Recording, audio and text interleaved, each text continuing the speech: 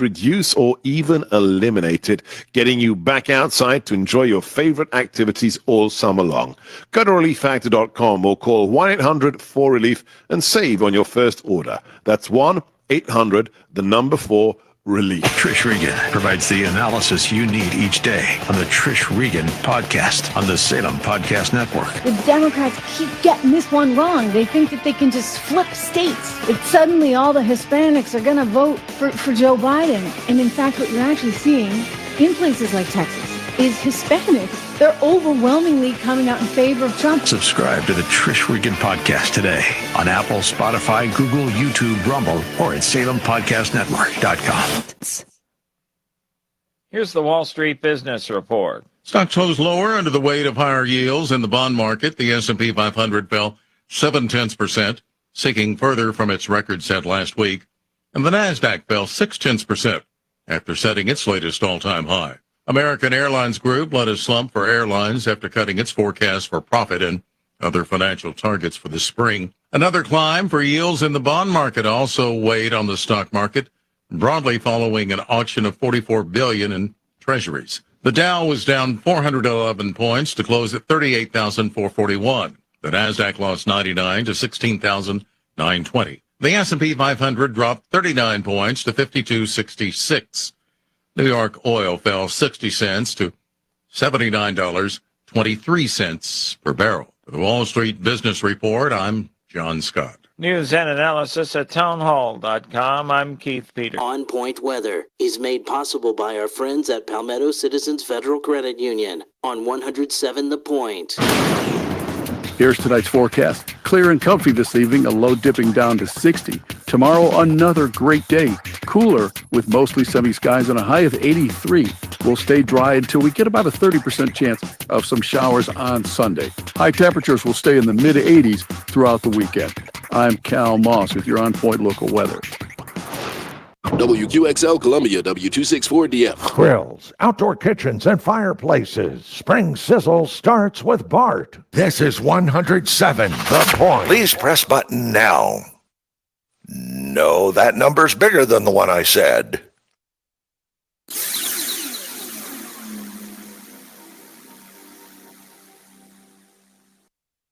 Great things don't happen all at once. Big dreams take time. And when it comes to saving for college, it's those small steps that make a difference. I'm State Treasurer Curtis Loftus. Future Scholar, South Carolina's 5-9 college savings plan, is designed to be taken step by step. You can start with any amount, contributions are tax deductible, and earnings grow tax-free. So why wait? Discover the smart, easy way to save for college at futurescholar.com.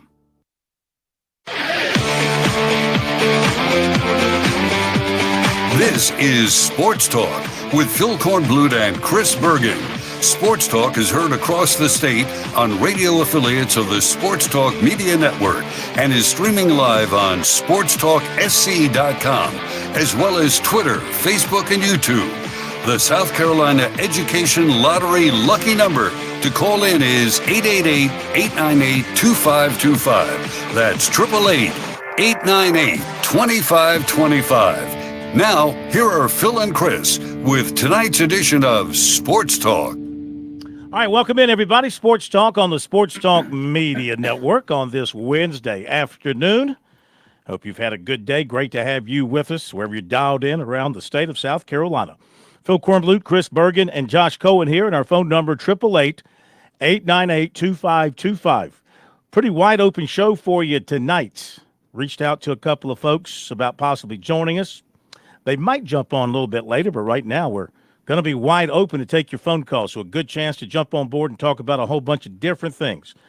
Phone number, 888-898-2525, South Carolina Education Lottery lucky number for you here on Sports Talk. So, Chase Hunter announced today he's withdrawing from the NBA draft, and he is returning to Clemson for another season.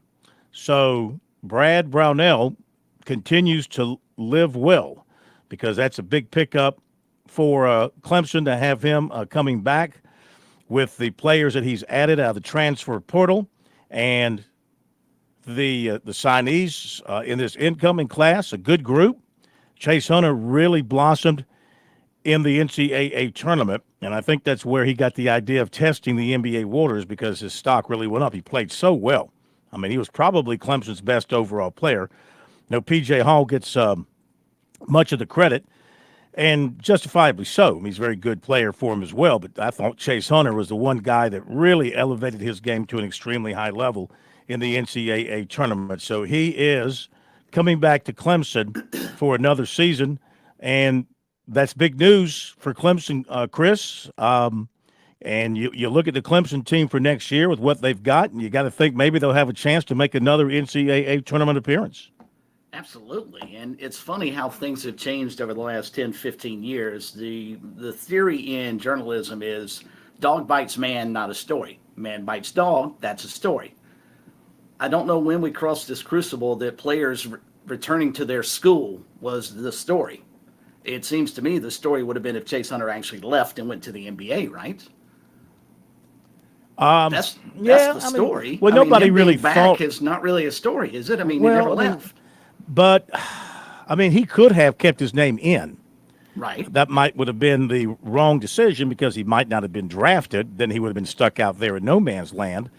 So I think the fact that he decided not to test the draft and to come back is news.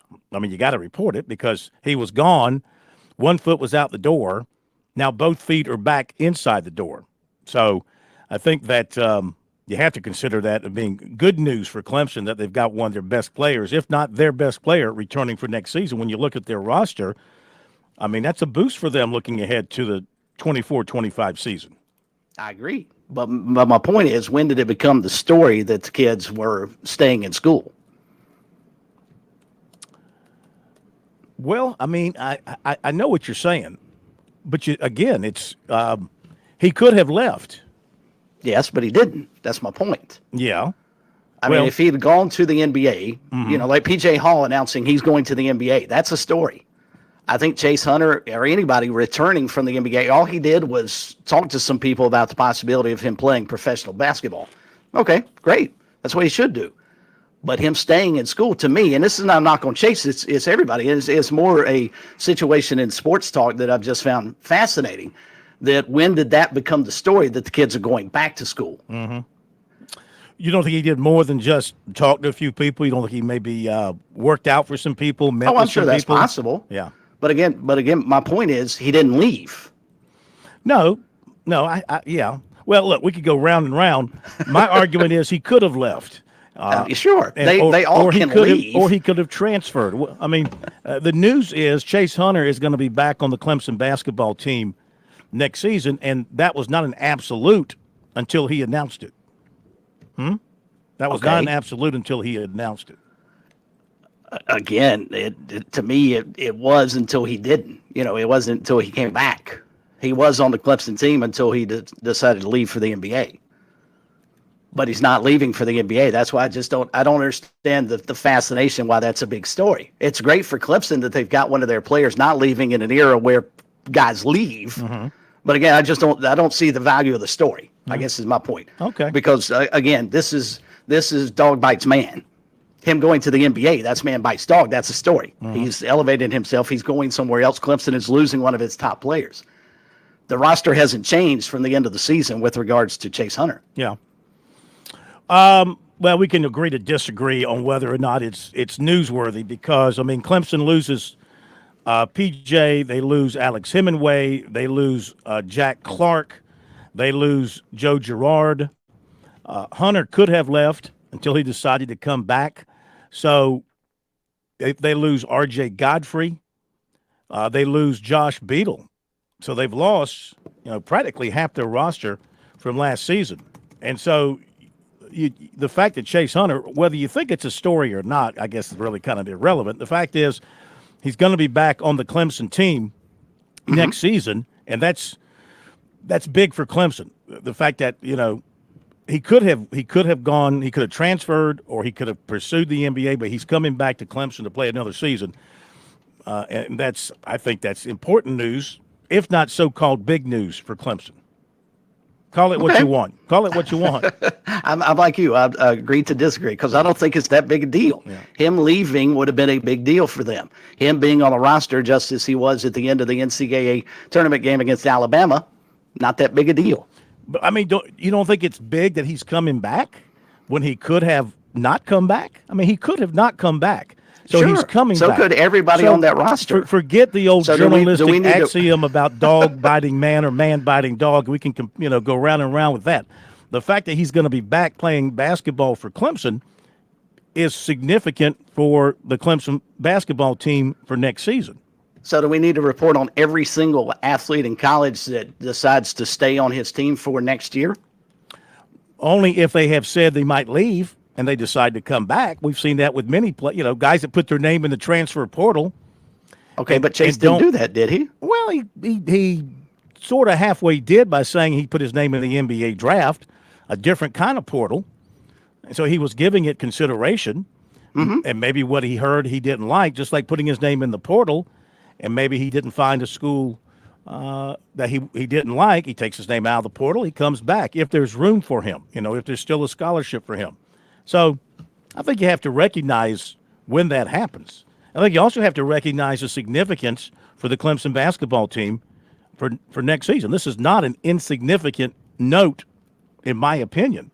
And then you throw in Ace Buckner and Dell Jones, 2 guards, and then Dallas Thomas, a forward, your high school guys, and then 6'11" Victor Latkin, a transfer, 6'2" Jaden Zachary, a transfer, 7'1" Christian Reeves, a transfer, and 6'7" Miles Foster, a transfer. You throw them in with the other returnees, I mean, that's not a bad-looking roster for Clemson next season. You got Shefflin back, you got Wiggins back, you got the other Hunter back, Heidbreder, got to learn his name, Jake Heidbreder. He'll be eligible after redshirting the transfer from Air Force, another guard. So he'll be eligible for next season. So, I mean, it's going to be basically a 50% new roster, but you're going to have enough transfers with experience to kind of make you an older team when you look ahead to next year. Sure, and that's what Brad Brownell likes, and that's what good basketball teams are. They're older teams. But I think it's fascinating because I'm sitting here looking at our Twitter feed, and the last 2 or 3 things I've seen are guys. Caleb Love has announced he's coming back to Arizona. Mark Sears coming back to Alabama. Mm-hmm. And I guess my question was at the beginning, when did that become the story?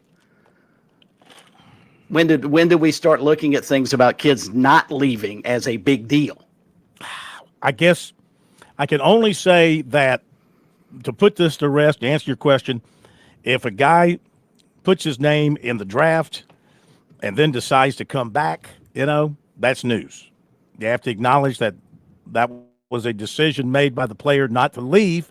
He's coming back, and thus he's going to be on the roster. Thus, for that particular team, like for Alabama, you mentioned Mark Sears, that's big news for them. Big deal. That he's coming back. He's a great player. But again, just as the same thing with Chase Hunter, their roster with regards to Mark Sears has not changed from their matchup in the Final Four.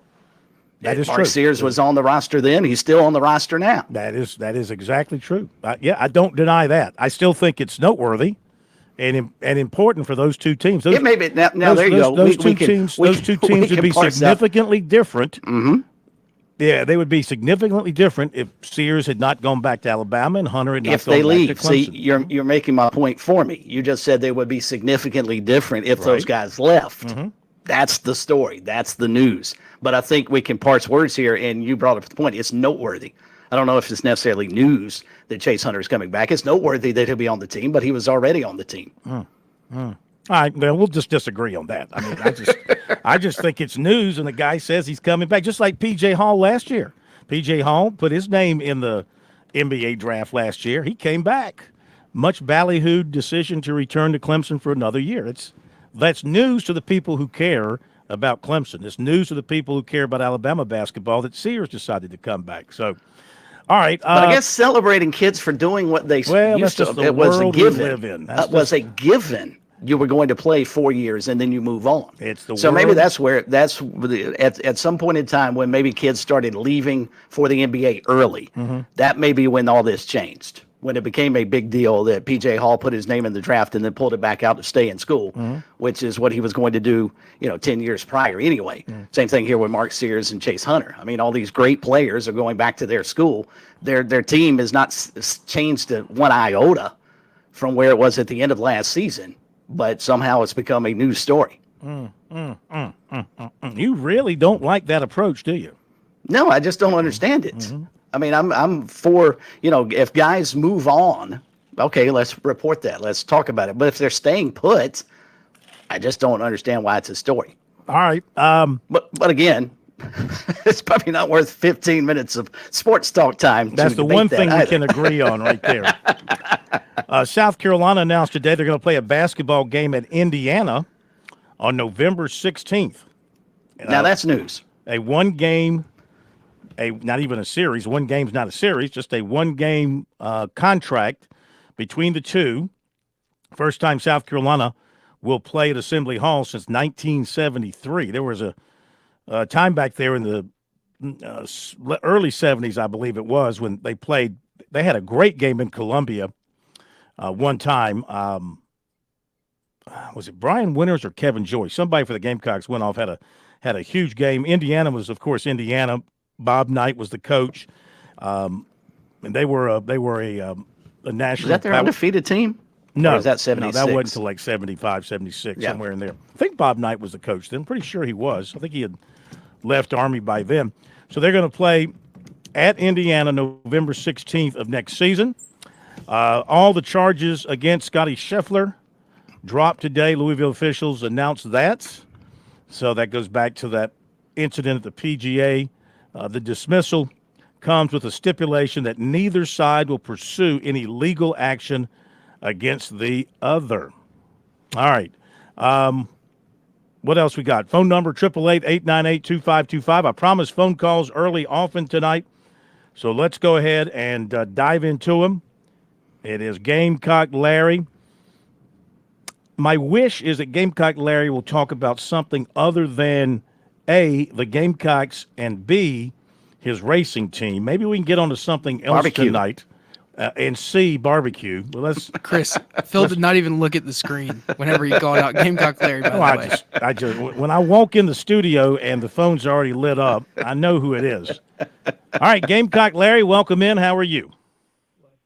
Look, all I talk about with you is baseball, Gamecocks, and Clemson. And I'm going to talk about Clemson get baseball tonight. I mean, I may be wrong. So you listen to what I got to say, and you correct me after I get through if I'm wrong. Okay. I might have misunderstood you. But I think yesterday, Coach back at what do you call him up there at Clemson, he said something about the Gamecock fans. I don't know. I'm not sure what it was. But anyway, he says, yes, something about, well, let's put it this way. Last year, we hosted a regional here in Columbia. Coach Backett hosted a regional in Clemson. We won our regional here at Carolina and went to the Super Regional to Florida. Coach Backett and Clemson stayed home.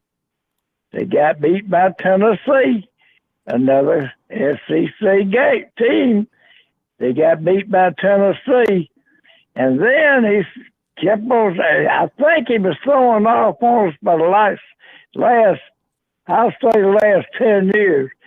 But we've been to, I'm pretty sure, I'm not, well, I think we've been to 3 super regionals in the last 10 years. And Clemson hosted regionals, but they ain't never left Clemson. Am I right or wrong? And I'm trying to tell you, Coach Backett, you stepping into something you don't understand. You ain't done nothing except play baseball in Clemson You ain't went to no super regionals or anything like that. Am I right or wrong, Mr. Phil? They've not been to a super, obviously.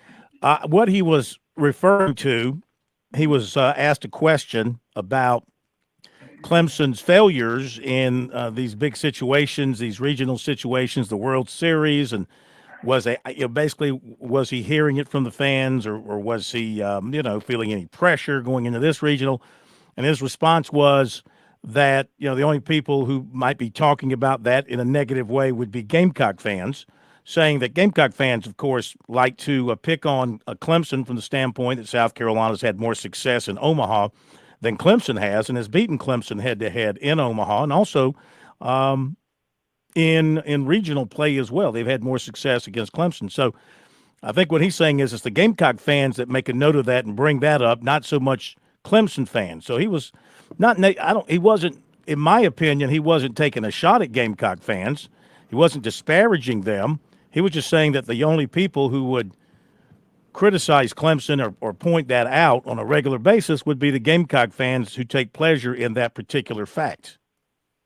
Okay, Mr. Phil, I'm gonna be like you and Chris. We can agree to disagree on that one, but so you're taking it personal. You're taking it personal. We can agree and disagree on that one, but I ain't heard from no Tiger Brown lately. Tiger Brown, what's the problem? I ain't heard from him, buddy. Call, get on the phone. Let me hear from you. Keith down there in Camden, Bruce. I heard from him yesterday. Yeah. All y'all, call up and talk about old Gamecock Larry, because I'm going to have the last laugh when we go to Omaha. Go Gamecocks.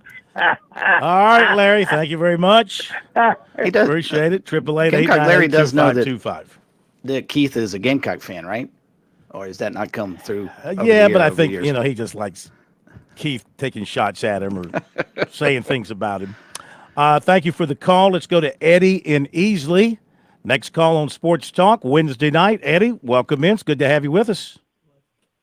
Thank you. I hate to bring back up a sore topic, but I just wanted to throw in there that I think that the difference in, saying that, well, basically not celebrating that Chase Hunter went back to Clemson, but it's, I think it's been about, 10 years that they actually changed that rule to where you go through the process and everything. So I don't necessarily agree that it's not anything to talk about because, at that point, you might as well say that signing a letter of intent is nothing to talk about because you're just supposed to do that, in my opinion. I think if the guy says, hey, I'm coming back to school, I've gone through the process, but I've decided that I need to come back, I do think not necessarily should be celebrated, but at least should be talked about in the news. But I just wanted to throw that out there. Hope you all have a good night. So let me, just to clarify, you are agreeing with the Corn. He hung up. Oh. But yes, he was. I wanted his affirmation. I wanted to hear it out of his mouth. I wanted him to say, for you. Corn, you're exactly right, 100% of the time. Once again, just to verify what you're saying, I agree with you totally and without hesitation. Well, I wouldn't. I'm not sure he'd go that far. But I like Eddie.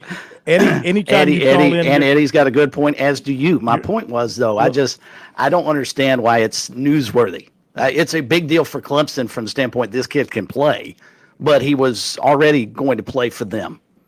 So him coming back to play for them, that's why I said I don't see why it's big news. Anytime Eddie calls, he goes to the front of the line because he's obviously one of the brighter callers that we've had here in a long time. And with that said, I am sitting here as we roll through the show working on a story for SportsTalkSC about Chase Hunter returning to Clemson. Aren't you? I know that's it's painful. And somewhere in here, I will put much to Phil Kornblut's agreement and delight, Chase Hunter has decided to return to Clemson. That is too funny. That is too funny. Let's go to Andy in Columbia for the bottom of the hour break and keep the calls rolling because we'll stay on them through the bottom of the hour up the other side. Andy, welcome in. How are you? Mr. 99.9% wrong. Hello, Mr. Korn. Are you talking to Chris? Why you want to call Chris that? Why you want? That's just rude, man. That's just flat out rude. People who read your articles can also see how wrong you spell things and things like that. You need to. Well, that's not. That's just typo. That's just a typo. That's what spell check's for. Okay. What we should really be talking about is the possible return of B.J. Mackey, maybe to the South Carolina coaching staff. Coming back home would be something nice to fill. Yeah, I need to mention, I'm glad you brought that up. We hadn't mentioned it yet. But Interesting. Tim Buckley is leaving the South Carolina coaching staff. John Whittle broke that news this morning. He's headed to Cincinnati to join that staff there. So Lamont Paris does have an opening. Yes, he does. Yes. Wouldn't that be nice to have B.J. come back home? Well, I would say on the surface, if that's what BJ wants, yes. Now, you're talking about a situation where Lamont Paris would be hiring a guy who he beat out for the head coaching job. Remember, BJ was interviewed for the job by Ray Tanner. So I don't know what their relationship is. You know, when you hire an assistant coach, relationships got to be the number one thing. How comfortable am I with this person? How well do we know each other? How well can we work together? So, well, if that's not possible, how about putting the captain on the bench now and letting him be part of the actual floor coaching staff instead of being in the background? Who is this? The captain. Oh, Kerry. Yeah. I don't know. I don't get the feeling, and I could be totally wrong, but I don't get the feeling that Kerry wants to be on the road recruiting and taking on all those kind of responsibilities. He's got a kid playing college basketball at Upstate, and I think he's got another one coming through high school right now, maybe. So I don't want to speak for him. I just never got the feeling that he wanted to be in that capacity of having to go on the road 250 days a year. You know, I could be wrong. Maybe that's something he does want to do, but that would surprise me if he made that move. Well, now, where was the hierarchy of Buckley inside the coaching staff? What position was he in the? Gosh, I mean, was he the top assistant? I don't know. I don't know that he had designated assistants along those lines. That used to be a thing. You used to call basketball coaches the assistants, or this is the top assistant. I'm not so sure they have those anymore. Coach, unless you have that title of associate head coach, assistant head coach. I don't think they had that. And he did not have one of those on his staff. Yeah. They were all four of his assistants were assistant coaches. Yeah. I would say Buckley's probably the most experienced. I think he might be the older of the assistant coaches, the oldest. And, this came out of nowhere. I hadn't seen any hint of him possibly leaving to go to another staff. So a little bit of a surprise if you ask me. Thanks for bringing it up.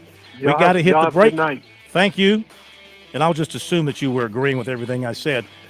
We can continue with your calls. We've cleared the lines. Ring us up. Be right back. On Point Weather is made possible by our friends at Palmetto Citizens Federal Credit Union on 107 The Point. Here's tonight's forecast. Clear and comfy this evening, a low dipping down to 60. Tomorrow, another great day. Cooler with mostly sunny skies and a high of 83. We'll stay dry until we get about a 30% chance of some showers on Sunday. High temperatures will stay in the mid-80s throughout the weekend. I'm Cal Moss with your On Point local weather. I'm Katrina Shealy, and I approve this message. Public service is my passion. What I really enjoy most is helping people in South Carolina. I'm the chairman of Family and Veteran Services, and, I've found that was my calling all along. It was helping people find the solution to their problems. I'm not here for the politics. I'm not here for the awards and the recognition. I'm here to help the people of South Carolina. That's what I've always done, and if you re-elect me, I will continue to do that. Paid for by Shealy for Senate. With SRN News, I'm Keith Peters reporting the first day of jury deliberations in Donald Trump's criminal hush money trial has concluded after the panel sent 2 notes to the judge. The panel asked to rehear jury instructions and to rehear select testimony from 2 key witnesses, former National Enquirer publisher David Pecker and Trump's former lawyer Michael Cohen. Deliberations will resume on Thursday morning. South Korea's military says North Korea has fired at least 1 ballistic missile toward its eastern waters, adding to a streak of weapons demonstrations that has raised tensions. South Korea's Joint Chiefs of Staff on Thursday did not immediately provide more details. On Wall Street, the Dow down by 411 points. The Nasdaq dropped 99, the S&P lower by 39. More details at srnnews.com. Dad, this is my first year voting, and I still don't know who I'm going to vote for. Well, son, what matters to you most? Since I just joined the police academy, I see how important it is to fund training for all law enforcement. Well, son, you should know that our state representative Ryan McCabe voted against law enforcement pay raises. What? You're kidding. We can't vote for Ryan McCabe then. I'll vote for Republican Mike Sturkey. Thanks for the info, Dad. After I saw the horrific footage of the Uvalde school shooting, I cried every day for weeks when I dropped my children off at their school. My peace of mind was shattered when I learned that my state representative, RJ May, did not vote to fund a school resource officer for every school in our state. RJ May lost my vote. I'm voting for Republican Lorelei Gray. Paid for by Palmetto Truth Project. Go to palmettotruthproject.org to find sourcing information for every vote cited in this ad. Early voting for the June 11th Republican primary has begun in South Carolina. Vote now. South Carolina's working families know that Joe means jobs. A common-sense problem solver, Joe Wilson is standing against the destructive Biden agenda that has put a strain on middle-class Americans. Joe will work hard in Congress to bring down historically high inflation and fight for American energy independence. Joe Wilson will hold Iran, Russia, and China accountable and maintain peace through a strong national defense. With the southern border wide open and drugs pouring into our communities, Joe Wilson will support funding to finish President Trump's border wall. Joe Wilson will eliminate job-destroying government red tape while promoting small businesses so our economy can bounce back stronger than ever. And Joe Wilson won't let liberal politicians continue their radical spending spree. This is Joe's commitment to you on June 11th. Remember, Joe means jobs. Vote Joe Wilson for Congress. I am Joe Wilson, and I approve this message paid for by the Joe Wilson for Congress Committee. The son of Christian missionaries, Mike Sturkey is committed to preserving the values that make us great. As a conservative businessman, candidate for House District 96, Mike Sturkey knows that when government steps aside, our families and businesses thrive. That's why he's committed to cutting taxes and red tape, clearing the path for prosperity. He'll always back the blue and support strict sentencing reform for violent offenders. Finally, fix our roads. Institute zero-based budgeting so we safeguard your tax dollars. And to prioritize the future of our kids, he'll reform education to ensure dollars follow the students, not the systems. You see, it's easy to identify problems. It's another thing to provide realistic solutions. With conservatives like Mike Sturkey in the State House, the future is bright in South Carolina. I'm Mike Sturkey, and I would appreciate your vote on June 11th. Paid for by Mike Sturkey for House.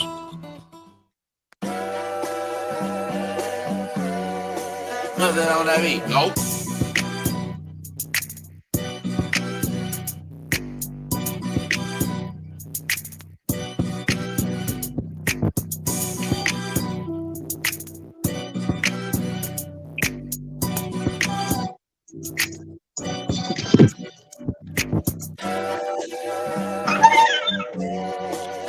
All right, we're back on Sports Talk, Sports Talk Media Network. Good to have you with us on a Wednesday night. It's a wide open Wednesday at this particular time.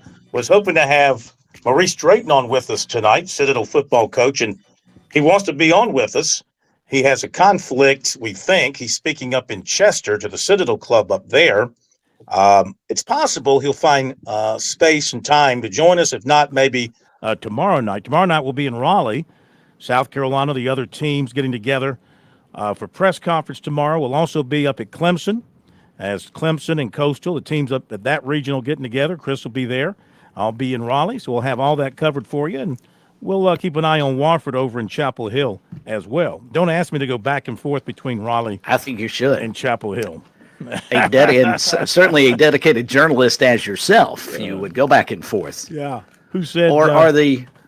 I think well, yeah, actually, I don't think it could. Aren't the Wofford, LSU, and Carolina James Madison games running concurrently? Yeah, probably. Aren't they about the same time in the afternoon? You know, I think that dedication is overrated in this world. I've come to learn two things. It ain't about dedication. It ain't about hard work. It's about money. It's about who's paying you the money. That gets you where you need to go. Such a mercenary now. Well, now that you run your own business, everybody else a mercenary. Is. Why shouldn't we?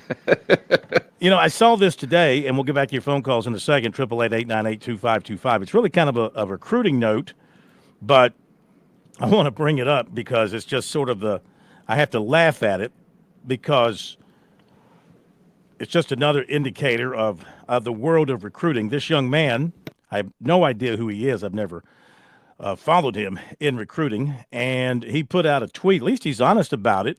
I give him credit for that. He put out a tweet, and his tweet was he's committed to SMU. I want to find the tweet so I can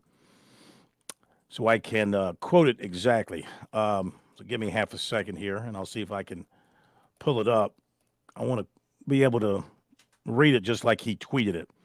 So give me half a second here. We'll have the recruiting report coming up for you here in just a little bit. Let's see here. Where is that tweet? USC women picked up a nice transfer. We'll talk about that coming up. Well, I can't put my eyes on it right now, but basically this guy tweeted he's committed to SMU, but I'm wide open on my recruiting right now, and if something better comes along, I'll look at it. Otherwise, I'll go to SMU. I mean, that's what he said. I'm committed, but I'm still looking around and taking visits, and if something better works out for me, I'll take that. But otherwise, I'll go to SMU. I wonder how SMU feels about that. Just, well, good for him. Well, You're right. I give him credit for his honesty. But some things are better left unsaid. Yeah, if you no ask doubt. me. I don't know why I can't find it, but I can't put my eyes on it. 888-898-2525, South Carolina Education Lottery lucky number. We have a question thrown at us on our X in our direct message box. And so Carol wrote to us, and maybe you caught this. I didn't, or we didn't ask about it. Did anyone address the bulk call against Gainey on Saturday, going back to the LSU game? And I said, no, it hasn't come up in any of the conversations with Kingston. And she wrote back and said, I'm assuming this is a she. It should. He was just asking for a new earpiece. Without that bulk call, it would have been a one-run homer. And I wrote back, I didn't know that. And she wrote, could you address that on the show tonight? So we're addressing it for you. I didn't catch that. Did you catch that in watching the game? Yes. And I don't think it was a balk call. I think what happened, because Gainey was having issues with the pitch com that they use now, and he was trying to motion to the side of his ear that he could not. And I didn't realize it was a situation. The Gamecocks use one that you can actually hear the pitch call. I thought it was like everybody else is using the watch. But he kept motioning at his with about 5 seconds or so left to go on the pitch clock. And I think I'm right on this. I was going to pull back up the play-by-play, but I think there were already 3 balls on the batter. And I think the umpire did not grant him time to get that corrected. And so when the pitch clock expired, that was an automatic ball, which was ball 4 that put the runner on first base. Yeah. Now I do remember that. Yeah, it wasn't a balk. It was a pitch clock violation.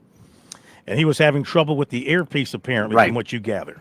Yep, exactly. Yeah. And I think they actually fixed it after that. But I don't know how much time you're supposed to give the umpire to let him know that, hey, I can't hear. I'm not sure what I'm supposed to throw. You would think with a veteran pitcher, veteran catcher, you just toss something up there, but I guess we're not to that point.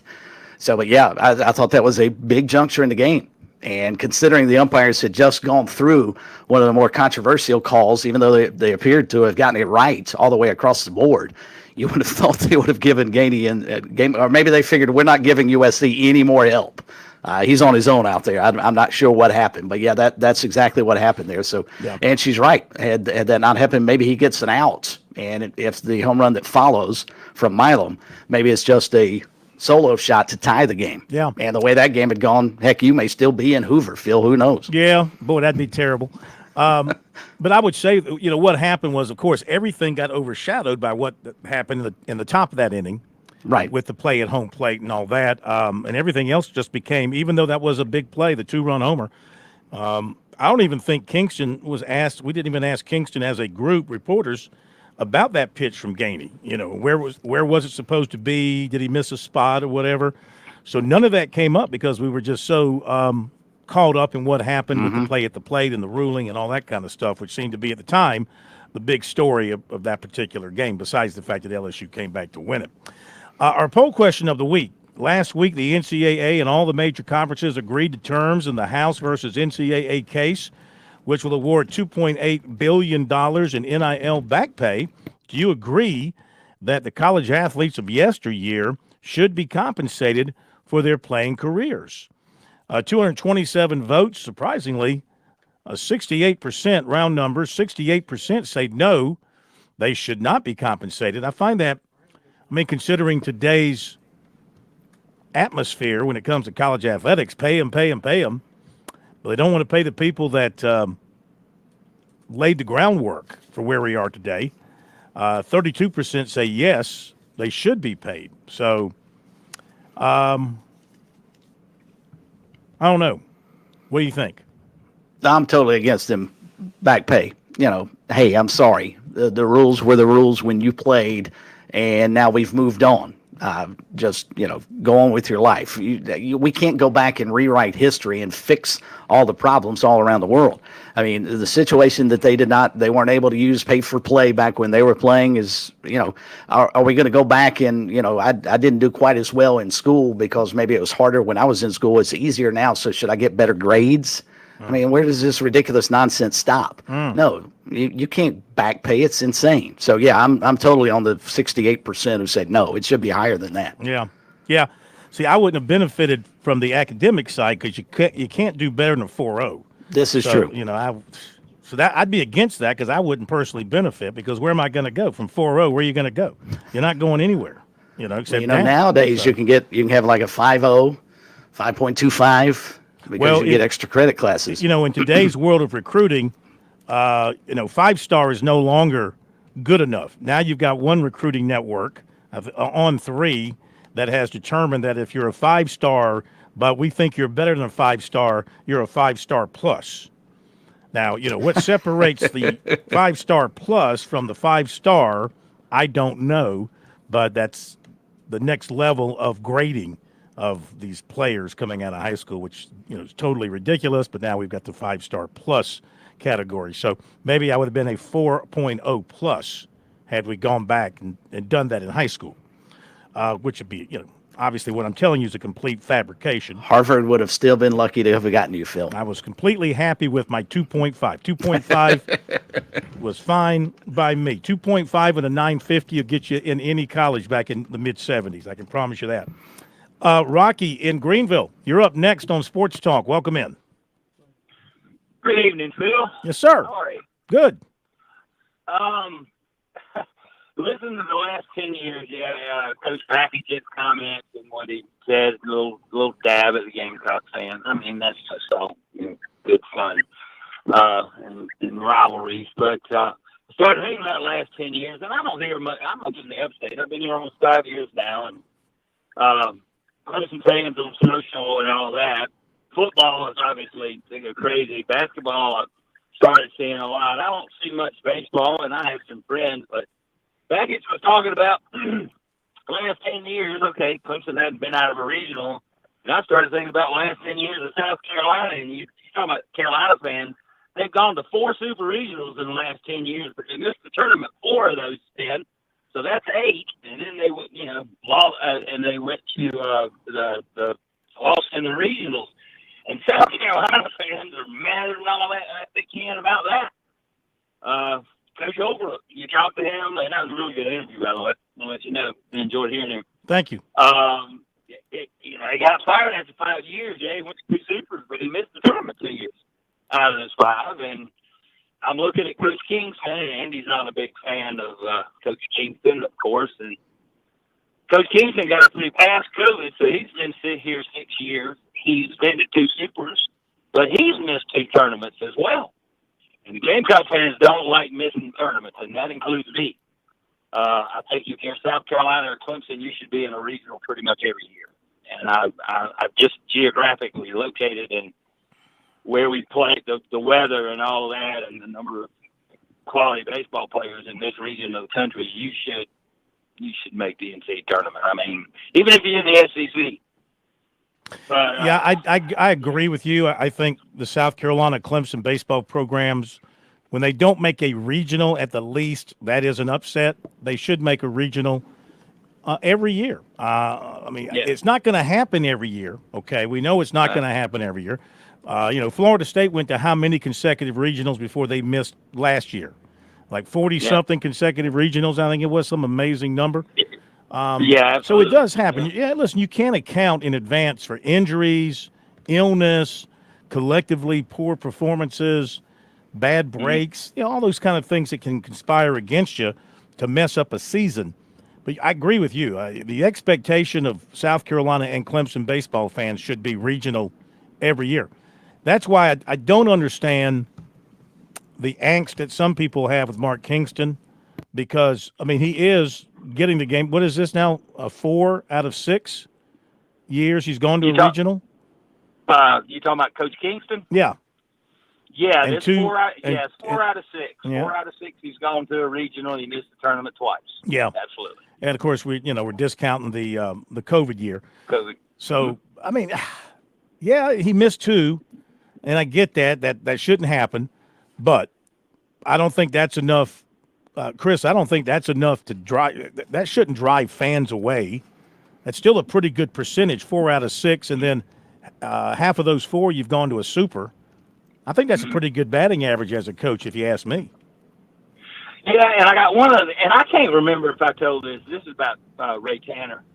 I also started thinking about this. Coach Tanner, it's very tough to replace a legend, and a lot of athletic directors are trying to replace various legends. You can think about them all you want to.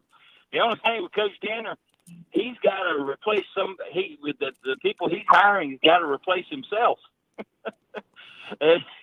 Versus hiring to replace another legend. But I can't remember if Andy mentioned this, talking about 40-win seasons. I may have said this, and Kingston's only had 1. I looked at Ray Tanner. Ray Tanner coached 16 years. He won 40 games. 14 out of 16 years he coached won 40 games. Yeah, he was awesome. But there's no other way to describe it. They were had they won, a couple of 1 or more championships during that first 3-year run to Omaha, where they went 3 consecutive years. That really, and then you combine with what they did the second 3-year run, winning 2 out of 3. Boy, that really would have put them on a pedestal as a highly elite program. And they were elite anyway, but I think it would have made it even greater because you're at that level you're gauged by championships. And but yeah, they were one of the top. They were one of the top 5 programs in the country over his run of 15 years or so. They were outstanding. Well, and I'll finish this. The best team they ever had, certainly the best pitching staff they ever had. Hell, Phil, they didn't even go to the College World Series. They lost to Lala at home, Louisiana Lafayette. You know the team I'm talking about. Oh, yeah. I was at that game. Best team they ever had, and they didn't even make it to Omaha. Was that the Killer Bees? Was that the Killer Bees? It was Balk Night. Dadgummit. You know what? I'm going to hang up from you and remember it. Peter Bauer, Balk Night, Peter Bauer, and Scott Barber. All right. Yep. Very good. Yeah, Balk Night, Bauer, and Barber. Yep. That was it. And pray for rain. And they were. And Barber would relieve and then start on Sunday. If you remember, he would come in and pitch relief maybe or whatever, and then he was always a Sunday starter. Mm-hmm. He did both. They were really, really good. All right, got to run. Thank you. We appreciate it. Yes, sir. Good hearing from you. Yeah, those were some special baseball players and special teams back then. The radio play-by-play voice currently for Louisiana, since they dropped Lafayette at this point in time, it's just Louisiana now. He still talks about that super regional and that team because, to me, that's probably the best team Ray Tanner ever had at South Carolina. And that includes the 2 national championship teams. Those guys were insanely good. Probably no more bitter loss in Gamecock baseball history than that one to Lala. I would agree. In that regional. Be right back. Calling all turkey hunters, this is Major Billy Downer with the South Carolina Department of Natural Resources. Turkey season is coming soon. Most common act while turkey hunting is failing to identify your target. Know the identifying features of a turkey. Make sure of your target and what lies beyond it before you pull the trigger. Remember, safe hunting is no accident. For more information on hunter education, visit dnr.sc.gov. Great things don't happen all at once. Big dreams take time. And when it comes to saving for college, it's those small steps that make a difference. I'm State Treasurer Curtis Loftus. Future Scholar, South Carolina's 5 to 9 college savings plan, is designed to be taken step by step. You can start with any amount, contributions are tax deductible, and earnings grow tax-free. So why wait? Discover the smart, easy way to save for college at futurescholar.com. Stay tuned. More Sports Talk is coming up on the Sports Talk Media Network. The South Carolina Education Lottery has introduced a new rolling jackpot, and it's big. How big? Bigger than a striped bass? Reel 'em in. Way bigger. Bigger than this world-class golf course? Or bigger than that. Even bigger than the Gaffney Peach? Let's just say with this new rolling jackpot, Palmetto Cash 5 is officially too big to ignore. Palmetto Cash 5 draws nightly, so play today and check if your numbers are winners in the Players Club app or at seeducationlottery.com. Overall odds are 1 in 10. Top prize odds are 1 in 850,668. George Bryant here for Tsunami Bar Sports, and some say the fun is in the winning. I say the fun is in the training. And Tsunami Robbie, what do you say? George, we all know you get more done when you're having fun. This technology is different, it's engaging, but it's also a lot of fun to use. Hi, this is Phil Kornblut. Be sure to the digital ad on SportsTalkSC.com and get 5% off any Tsunami Bar order using promo code BBB5. Don't wait, order today.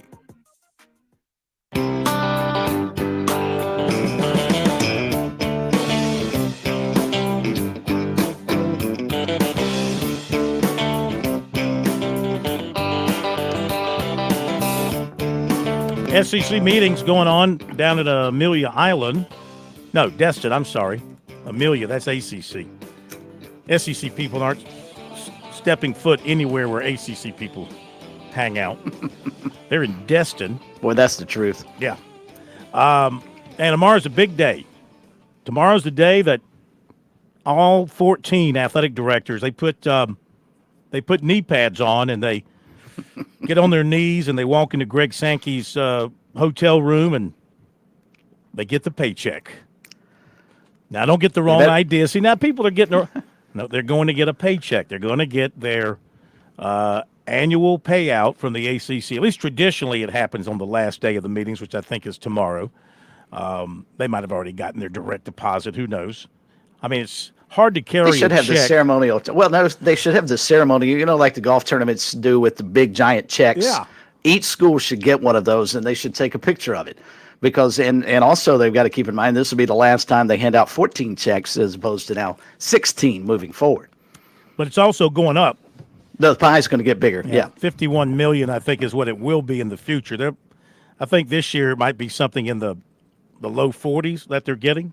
Also tomorrow, SEC and Big 12 will announce the first 3 weeks of kickoff times. So that'll be tomorrow. We already know South Carolina at Kentucky is going to be a 3:30 kickoff. So South Carolina Old Dominion still to be determined. Wouldn't that be something if they put that on like 12 o'clock in the afternoon on a hot September day in South Carolina? Just so it can be on ESPN Plus. and go head-to-head with the Clemson-Georgia game. Yeah. Hopefully that won't be the case. That's destined to be a night game. Fans, yeah, that's destined to be a night game. It's got to be. I know where I won't be, and I know where I will be on that particular Saturday. Let's go back to the phones, 888-898-2525. And we welcome Sam in Charleston with us next here on Sports Talk. Hello, Sam. I got to tell you, how you doing today, my friends? How you doing? Sam, how the heck are you? Well, I got some great news. All right, let me sit. Hang on a second. I want to sit down. So I can handle this great news. What you got? Okay, so I just want you guys to know that this year is going to be a really huge week. That I am participating this year's 2024 Special Olympics Regatta Weekend here in Charleston. Get out of town. What's going to be your sport? So our sport is sailing. We do have 420 Hobie Cats, and we have ladies. So we're doing 420 Hobie Cats and stuff. It'll be a lot of fun. And the so starting on Friday night, we have our famous big spaghetti dinner and bread and Coca-Cola. Whoa, that's good. And what's in the spaghetti? What's in the spaghetti? Do they do meatballs, or what do they do? So it's kind of famous this year. They have like meatballs and pasta and red sauce and garlic bread and garlic knots. Oh, butter me up. I'm starting to make me hungry. But Wait a minute now. Listen, you cannot go sailing after eating a heavy meal like that. That's not. I mean, if you fall in the water, hopefully you'll be wearing a jacket and all that kind of stuff. But you might cramp up. You gotta give yourself some time between eating and sailing. So you might want to talk with the coaches about that. Well, actually, this is right before the race on Saturday. Yeah, well, give yourself plenty of time to digest all that spaghetti, because I mean that's kind of weighs heavy on you. You know what I mean? Phil, are you making me fat right now? Are What? you really gonna make me fat? Make you sad? No. Do you think you can be a little fatty right now? Because I'm skinny and mini. Well, I know. I've seen pictures of you. You're everywhere. Well, actually, you're everywhere in Cougar Nation. I don't know if you're aware how popular you are, but you're everywhere. Well, this show has made you the most famous sports talk caller in the city of Charleston. You have surpassed Jerome as the favorite caller of Charleston. Well, actually, the reason I'm not calling you this is that I got some great news from Ante Bozovich. I got great news from James Scott. That James Scott is going to Louisville. You know that, right? And I want to get on perspective on that one. Now, the fact that they're coming back, according to Mr. Bergen, that's not news. It's not. That's not news. So don't tell him, don't mention it on the show, because he'll deride you as saying stuff that's not newsworthy. And waste 15 minutes of the show. And take up 15 minutes exactly. of the show to We've already argue done that. No, I'm surprised Sam's not all up in arms about Cougar baseball. Yeah, aren't where's you mad? Where's the fire? Like your head coach. Actually, I'm not done yet, but I just let you guys know that we have an official block party. You guys want to come to a block party? I'll get some beer. What's your favorite beer, Sam?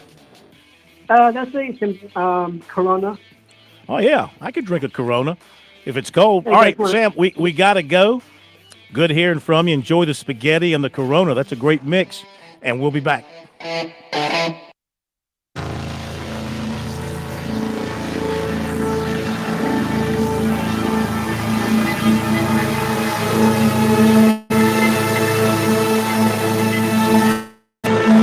WQXL Columbia, W264DF. Grills, outdoor kitchens, and fireplaces. Spring Sizzle starts with Bart. This is 107 The Point. News this hour from townhall.com. I'm Keith Peters reporting. The Donald Trump jury was dismissed for the day after 4+ hours of deliberations. White House correspondent Greg Clugston reports from New York. Jurors in the historic legal case were excused late in the afternoon, ending the first day of deliberations. Before leaving, we asked to rehear certain testimony and the judge's instructions. That will be provided on Thursday morning when court is back in session. Judge Juan Merchan estimated that the rereading aloud of the requested testimony from former National Enquirer publisher David Pecker and Trump's former lawyer Michael Cohen would take about a half hour. Greg Clugston, New York. Images purportedly show a U.S. drone being shot down in Yemen. Correspondent Charles de Ledesma reports. It wasn't immediately clear what brought down the drone, but the Central Command has acknowledged seeing reports of the aircraft being downed in a desert region of Yemen's central Marib province. The downing comes as Yemen's Houthi rebels continue their attacks on shipping around the Red Sea over the Israel-Hamas war. Authorities in Marib, which remains held by allies of Yemen's exiled government, did not immediately acknowledge the drone, nor did the Houthis, who previously have shot down MQ-9s amid the war. I'm Charles de Ledesma. South Korea's military says North Korea has fired at least one ballistic missile towards its eastern waters in a streak of weapons demonstrations that has raised tensions. South Korea's Joint Chiefs of Staff on Thursday did not immediately provide more details. Japan's Coast Guard issued a maritime safety advisory saying North Korea launched a possible ballistic missile. It said the suspected missile was believed to have already landed, but urged ships to exercise caution if they find any fallen objects. On Wall Street, the Dow down by 411 points. More on these stories at townhall.com. Hi, everyone. If you've been injured in an accident that was not your fault, listen up. We have legal professionals standing by to answer your questions for free. Call now and find out if you have a case and how much it's potentially worth. Call 800-504-8790. I'm here with spokesman John Wolf. So, John, tell everyone listening who should call right now. Well, Maria, first off, thank you for having me here. It's always nice to answer the listeners' questions. Now, as far as who should call in, anyone who's been injured in an accident and think you deserve compensation, give us a call right now. 800-504-8790. You'll find out if you have a case and how much it's potentially worth. Thanks, John. You heard it, folks. Take advantage of this opportunity and call now. 800-504-8790. Advertisement sponsored by Legal Help Center. May not be available in all states. 5. Wall Street's May momentum is losing steam as the month comes to an end. All three indexes lost today. Correspondent Seth Sutel has more on this story from New York City. Stocks lower on Wall Street under the weight of higher yields in the bond market. The S&P 500 fell 0.7% Wednesday, sinking further below the record high it set last week. The Dow fell 411 points. It's about 1.1%. The Nasdaq Composite gave back 0.6%, a day after setting its latest all-time high. American Airlines dropped 13.5% after cutting its profit forecast for the spring. Other airline stocks also fell. Treasury yields moved higher in the bond market. That puts pressure on stocks by making borrowing costs more expensive across the economy and increasing the appeal of bonds over stock. The yield on the 10-year Treasury at mortgage rates rose to 4.61%. Seth Sutel, New York. News and analysis at townhall.com. I'm Keith Peters. On Point Weather is made possible by our friends at Palmetto Citizens Federal Credit Union on 107 The Point. Here's tonight's forecast. Clear and comfy this evening, a low dipping down to 60. Tomorrow, another great day. Cooler with mostly sunny skies and a high of 83. We'll stay dry until we get about a 30% chance of some showers on Sunday. High temperatures will stay in the mid-80s throughout the weekend. I'm Cal Moss with your On Point local weather. WQXL Columbia, W264DF. Grills, outdoor kitchens, and fireplaces. Spring Sizzle starts with Bart. This is 107 The Point. Ooh, I like when you press that one.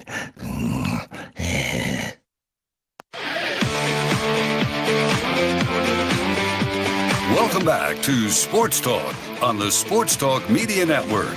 You can reach the guys with the South Carolina Education Lottery lucky number, 888-898-2525. That's 888-898-2525. Now back to Phil and Chris with the second hour of Sports Talk on the Sports Talk Media Network. Okay, we're back with you, Sports Talk Media Network. I mentioned earlier that we had reached out to a couple of folks, hoping to have them on the show with us tonight, including Citadel football coach Maurice Drayton, who's actually on the road speaking at a Citadel Club meeting. I think he said he's up in Chester. And my goodness, he was kind enough to take a few minutes away from those hungry Bulldogs to join the hungry football fans here on Sports Talk, because we love to talk football any time of the year. We welcome Coach to the program. Good evening, sir. How are you? Hey, how we doing, sir? I'm here at the Chester Fairfield Citadel Club with my good friend, Judge Gibbons. He's standing right here with me. How we doing tonight? Hey, it's good to have judges as good friends. That's the first thing I got to say. You never know. I'm honored that Coach would even acknowledge and say my name on this illustrious broadcast, but thank you for allowing me to say that. Well, thank you for jumping on. And just remember us next time we need a ticket killed or something like that. Appreciate any of the help we can get. Yes, sir. How you doing tonight? We're doing fine. Now, I'm confused. Is this the judge or is this Maurice? No, this is Maurice. Okay. I wasn't sure going back and forth. The question is, how are you? How are the fans there at the Bulldog Club, and what kind of questions are they firing at you? Oh, we're doing great. We're excited. Of course, everybody wants to know about NIL. They want to know how we're going to do this season. They want to know who's the quarterback. They want to know what schemes we're running. They want to know all the intricate details that I will only give if you're present at a meeting. But for you, I'll give you a little bit. Okay. Tell us, what do you think about all that? Well, I tell you what, I'm excited about our upcoming season. Feel really good about our incoming class. We're bringing in 42 prospects, and with those 42, that includes walk-ons and partial scholarships. At the FCS level, we can break up our scholarships. I have guys coming from 11 different states, 22 from the great state of South Carolina, because we have to win home first, 7 from Florida, 4 from Georgia, 2 from North Carolina. And then it was important for me at our level to go into the Midwest, because if you want to be a perennial power, if you want to win playoff games, you have to go through the Midwest right now, through the Dakotas. So we decided, and we took a guy from Indiana, Illinois, Nebraska, Tennessee, Missouri, and 2 other states we visited. We went to Maryland and took a young man, and California. So we're excited about this incoming class. Very good, very good. Tough year last year. No other way to cut it, and no sense trying to sugarcoat it. It was a tough year for you guys. What did last year do for you as a head coach to to go through a winless season with the kind of struggles you guys had, especially on the offensive side? Well, let me tell you, yes, it was a struggle from a win-loss standpoint, but what wasn't a struggle is the lessons we were able to learn each week. So mistakes happen, but I don't believe in mistakes, right? If we learn from it, they are lessons learned, and we have a lot of lessons learned. And that's great for us. We started or either had significant playing time out of we had 16 freshmen that started or had significant playing time from week 7 on. With this incoming class, it will be very similar. So the challenge to our coaches, the challenge to our university and organization is how fast can we grow puppies into bulldogs? Because our average age was 17 to 19 years old playing against 21 to 23-year-old grown men. That's a big difference. So how fast can I grow these puppies into bulldogs? That is the challenge to our coaches, our organization, and myself. Well, you talked about bringing in a bunch of new folks. I think one that caught the attention of your fans down there, the transfer quarterback, Jonathan Bennett, out of Somerville, who was at Liberty. And what kind of impact has he had since entering the program and going through spring ball? Absolutely. First of all, he's a grown man. He fits in that category in which I spoke about earlier of being older, of being that 21 to 23 years old. He's won on a high level. He has game experience. He's battle tested, and he's giving and he's inserting that into our program, into our DNA, into our culture that we're building. Our guys are like a sponge around him. When he talks, they listen. It's sort of like drinking out of a fire hydrant. You can't get it all in one setting, but you try to get as much as you can, and that's what he's pouring into our program. He also wants to be a coach. So because of that, he is now a coach on the field. He is coaching our players in addition to being their teammates. Maurice Drayton, head football coach at the Citadel, with us here tonight on Sports Talk. Coach, I'm fascinated by your point about recruiting and how you've tried to expand your recruiting base into the Midwest, because that's where right now the best FCS level football is being played. You don't have to tell Phil nor myself how important the Citadel is to the state of South Carolina. We're natives. We understand that. But when you go into South Dakota, when you go to Missouri, when you go to Minnesota to try and recruit a high school kid, what is your recruiting pitch so they start to understand how big a deal playing at the Citadel might be? It's really easy. First of all, I sell myself. I spent 4 years with the Green Bay Packers organization and 2 years with the Indianapolis Colts. So we have connections with high school coaches already from doing clinics, from doing talks, from doing the right things as a pro coach, stepping into those realms, meeting people. When it comes down to recruiting, it's all about personal relationships.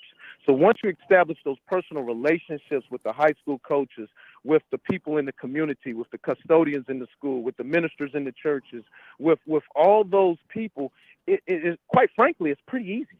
It's just a matter of finding the player who's willing to travel the miles. He's sold on the school. He's sold on the football program. Now it's, am I able to live away from home and not see my family as much?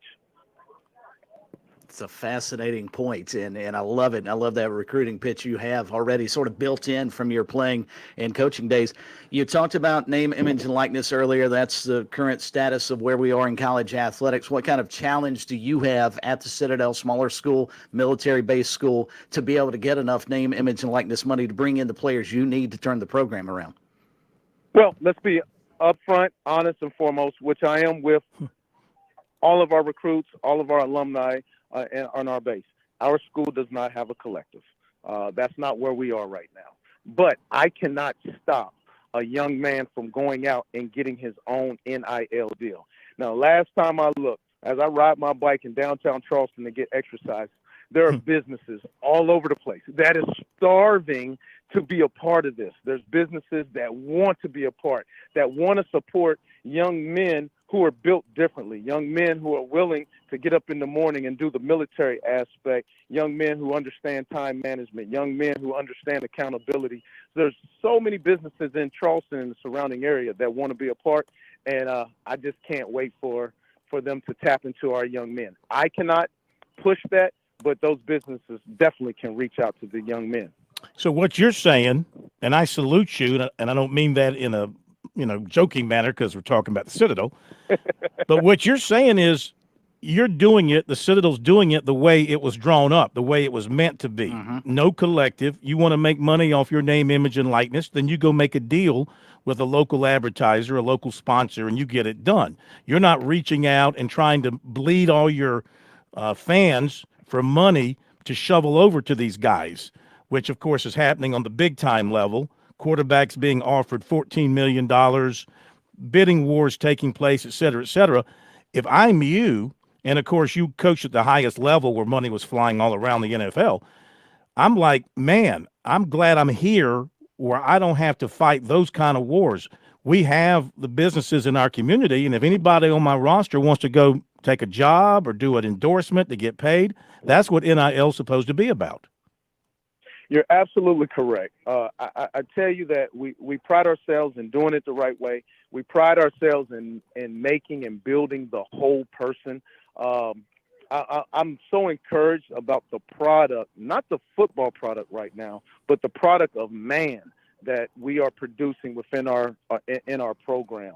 We're just very proud of our kids. In our staff meeting today, all of our kids have summer jobs, and they work summer jobs so that they can pay for their housing off campus, because, of course, nobody wants to live in the barracks during the summer, so that they can live in Charleston and work out and be with one another and to try to get better. And I'm encouraged about the human being that we're producing.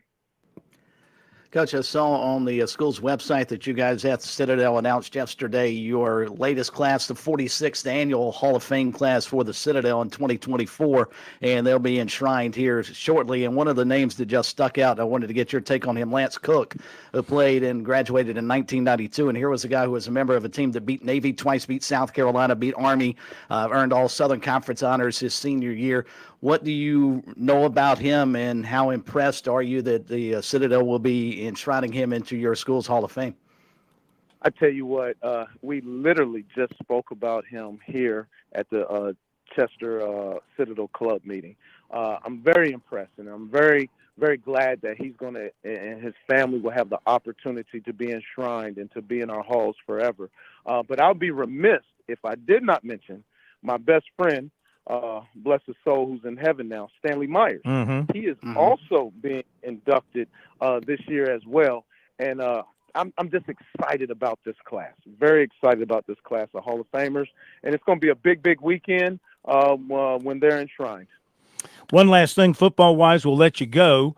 So, as I touched on, offense really struggled last year, 10 points per game.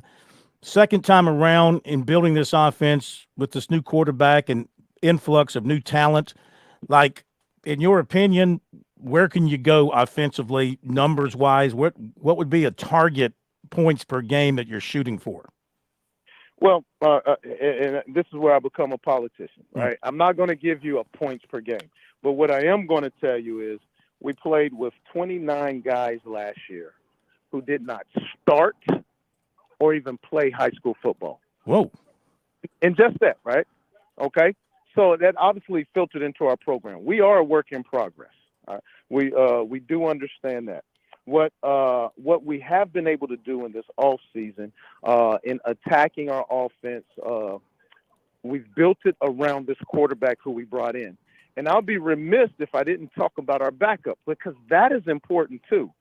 We don't have one quarterback, but we have two. And it's not one of those things where they're going back and forth. We have a legitimate guy who will be in the backup role, who is playing at a high level through spring ball and right now, in Dustin Fletcher, transfer from Northern Illinois. I personally believe, and I know beyond a shadow of a doubt, because of those two individuals, our offense will go. Everything centered around that position. And we struggled last year at that position, and we can't do anything but go up from there. Yeah. Well, we thank you so much for taking time out. We'll let you get back to those hungry Bulldogs. Look forward to seeing you later on this summer, and then hopefully talking about some Citadel W's come this fall. But thanks for the time as always. Thank you, Coach. Yes, sir. Thank you. I appreciate you. You too, sir. Thank you very much. Thank you. Maurice Drayton. And, boy, tough year last year, as we mentioned, winless. Offense struggled. Defense had its struggles. But he's right. I mean, gosh, I didn't realize they were that young and inexperienced across the board. How can you not root for that guy, though? He does everything the right way. And I sure hope he's starting to turn the corner down there. Our state's better when the Citadel is good at football. I agree. And you're right. I mean, that's what NIL was supposed to be about. Exactly. And, of course, it gets abused at every turn when it gets up to the higher levels, which is a shame. And we'll be back.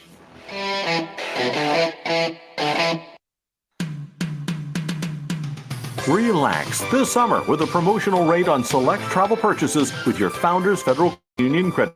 Now through August 31st, get 6.99% APR for 6 months on qualifying purchases, including airfare, hotels, restaurants, and cruise lines. Don't let interest rates slow you down this summer. Visit foundersfcu.com/travel to learn more. Not a Founders member yet? Founders has the financial tools you need and the personalized service you deserve. Stop by an office or visit foundersfcu.com to learn more about Founders and see if you qualify for membership. On March 1st, 2025, the promotional APR will revert to the effective APR as previously disclosed. Call 800-845-64 for details about credit costs and terms. Membership qualification required. You're listening to Sports Talk on the Sports Talk Media Network. We're back in a moment. I'm attorney Jim Corbett. I'm not a case manager. I'm a lawyer for over 35 years. I don't charge 40% for your injury in your wreck case or any on-the-job injury. Call 803-765-2968 and ask for Jim Corbett, or email me, jim@jimcorbettattorney.com, for the experience of a lawyer handling your injury case. 803-765-2968. Jim@jimcorbettattorney.com. Put 35 years of experience to work on your injury case. You've put in the work for your education. The extra early, extra late, extra work. That's because you understand education opens doors to better pay, better opportunities, and a better you. Being educated about playing the lottery is no different. It helps you be a better player, one who knows when to play and when to take a rain check. The lottery's a game, so let's keep it fun. Learn more at seducationlottery.com/betteryou. The Sports Talk Recruiting Report is sponsored by Seawell's Catering.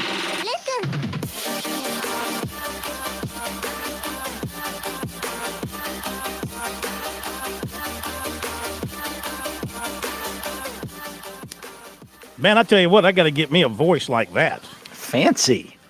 Who is that voice? Voice from down beyond. That guy's got some pipes. We got big time now. You have a sounder for recruiting. Well, that's off Josh. The charts now. That's Josh. Yeah. By the way, you are coming in extremely loud. You might want to turn yourself Now, down. you told a me little bit. earlier I was too soft. Well, now you're Make up your mind. Now you're too loud. So, by the way, I know it's not news, and you're in Sardis. This doesn't make news in Sardis, but Caleb No. Davis announced that he's pulled out of the draft and going back to Arizona. Not Caleb new. Love. We're going to call that what I say. Caleb Davis. I'm sorry, Caleb Love. We're going to call it news that's not news. How about that? Does it fit that category? News that's not news. News that's not news. Yeah? You like that? That works. News that's not news. That's not news. Speaking of Seawells, they do bring you the recruiting report right here on Sports Talk every night. The daily luncheon buffet rolls on. It is the one buffet in America that is undefeated. Believe it or not, tomorrow is roast beef Thursday.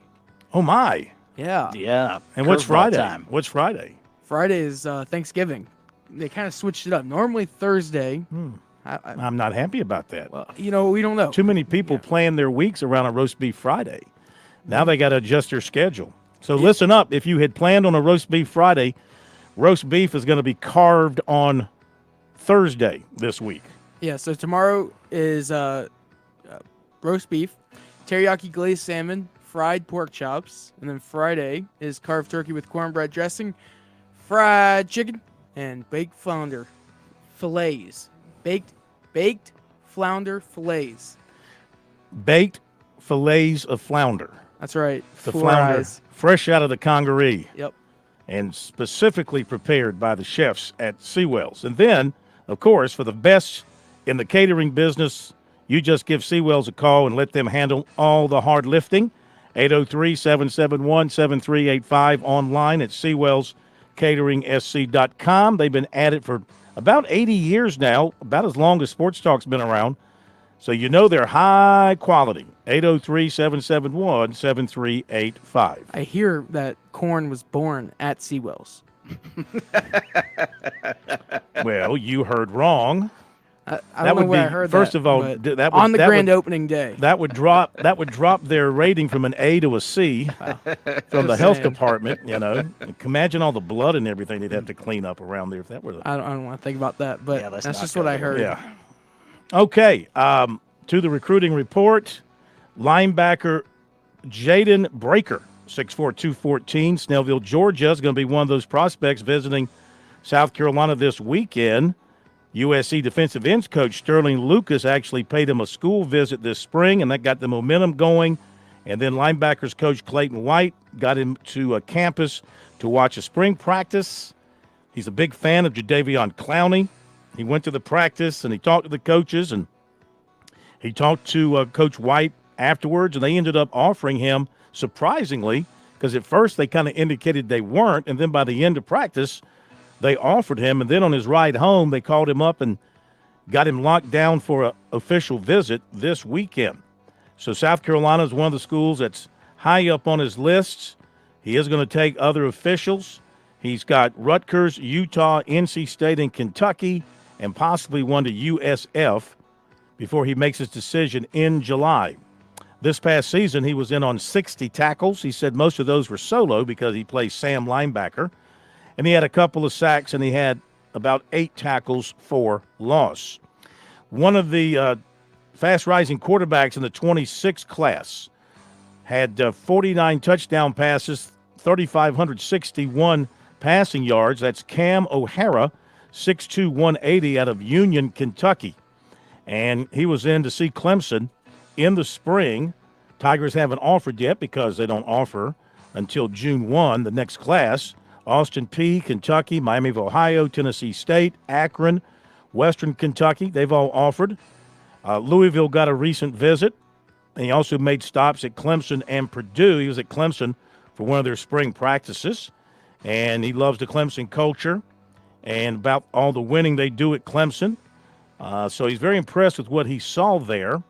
And so Clemson's going to be one of those schools he'll continue. Of course, they've got to make the offer first. And Kentucky looks like is going to be a factor with him as well. He plans to return for a camp at Clemson in June and throw again for the Tigers, throw for Sweeney and for Garrett Riley. And then, of course, if he gets an offer from Clemson, that would be a big highlight for him. Cornerback Grayson Littleton has set up an official visit to Clemson for Monday. Can't make it in this weekend because he's going to Penn State, so he won't be with the big group. He'll come in on Monday. He's got Alabama after he goes to Penn State this weekend. Then he comes to Clemson. Then he goes to Alabama the 7th, then Oklahoma, and then Iowa. 2026 quarterback Brody McWhorter has Clemson down for a camp stop on June the 4th. Blythewood defensive tackle Sterling Sanders plans to make a camp stop at USC June 14th. Now to basketball. 6'4" Arkansas transfer Miriam Dauda is transferring to South Carolina. She averaged 10 points per game last season, and I guess is considered one of the top players in the female transfer portal, John, for this coming year, for this class. So, is there multiple? Is it just no, it's only one, but I like to separate them. Okay, that's what I was wondering. Yeah, I don't believe in the blending. I believe in the separation. So, but she is coming to South Carolina, another tall, long, athletic player coming to the South Carolina program. Speaking of tall and long, Coastal Carolina, Chris, signed 7-foot transfer Noah Amenhauser.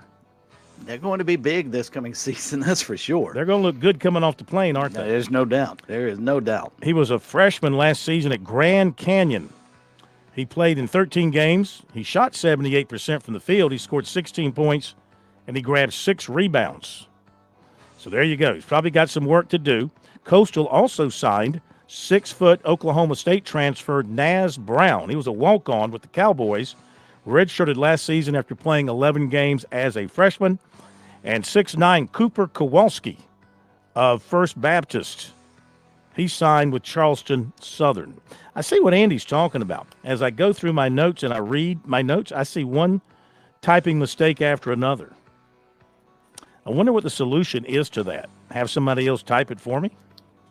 Could be a possibility, or not do your recruiting stuff at 3 o'clock in the morning. No, this was this afternoon, some of these. Oh, okay. I think it would help if I checked my work before I send it out. That's a possibility. I heard that a hand transplant can fix your spelling. Of course, I do believe most people on Twitter are morons and don't catch the mistakes anyway. So. Well, this is true. This may very well be So I'm not true. really too concerned about it, to be honest with you. Most of them are dumber. Most of them are dumber than I am. So it doesn't really bother me, to be quite honest with you. Speaking of Seawells, when we come out of the break, I've got a marketing opportunity for them that goes well beyond the recruiting report here on Sports Talk. I'm all for it. Yeah. Anything we can do to help our partners. For them. Yeah, easy fit for them. I'm all for it. All right, we're going to hit the break, and we'll come back and continue with your phone calls now. Appreciate Coach Maurice Drayton for being with us. I thought he was outstanding, didn't you? He was. Yeah. Really good. I really want them to win. Yep. Love to see him. And all the teams do well. Wofford needs a bounce back. Furman needs to stay good. Newberry needs a bounce back year this coming season, of course. Going to hit up as many coaches as we can here over the summer. We'll be right back. On Point Weather is made possible by our friends at Palmetto Citizens Federal Credit Union on 107 The Point. Here's forecast. Clear and comfy this evening, a low dipping down to 60. Tomorrow, another great day. Cooler with mostly sunny skies and a high of 83. We'll stay dry until we get about a 30% chance of some showers on Sunday. High temperatures will stay in the mid-80s throughout the weekend. I'm Cal Moss with your On Point local weather. Breathe fresh life into your home with Lake Murray Soft Wash. Our team specializes in power washing, soft washing, and restoration. From roof cleaning to wood and concrete wash downs, we've got you covered. For top-notch, affordable services that you can trust, call 528-1996 or log on to LakeMurraySoftWash.com to make an appointment. We're not just professionals, we're your neighbors. Whether residential or commercial, Lake Murray Soft Wash sets the standard in cleaning. Embrace the sparkling difference today. With SRN News, I'm Keith Peters reporting Louisiana Governor Jeff Landry has signed legislation making it a crime to knowingly approach within 25 feet of a police officer while they're engaged in law enforcement duties after the officer is a person to stay back. Proponents of the new law argue as it creates a buffer zone to help ensure the safety of officers, but opponents say the measure could hinder the public's ability to film officers. Independent presidential candidate Robert F. Kennedy Jr. has filed an election complaint alleging CNN is colluding with Democratic President Joe Biden and presumptive Republican nominee Donald Trump to exclude him from a debate the network is hosting next month. CNN says the complaint is without merit. On Wall Street, the Dow down by 411 points, NASDAQ dropped 99. More details at srnnews.com.